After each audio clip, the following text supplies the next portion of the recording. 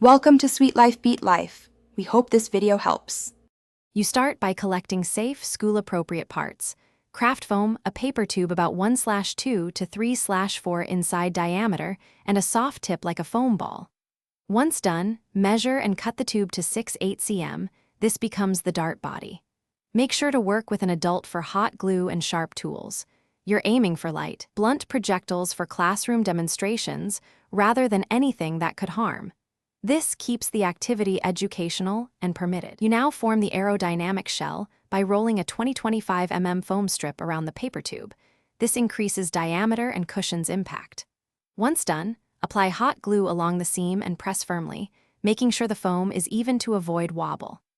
Insert the soft tip into the front, adding 1-2 g of weight if the dart needs more stability. Make sure to keep the rear sealed with tape or a plug so the dart remains straight during flight. You finish by trimming the nose into a slight chamfer for cleaner airflow, then test throw from 2-3 m into a soft, supervised target. If a dart wobbles, add a small nose weight of 1-2 g or rewrap the foam more evenly.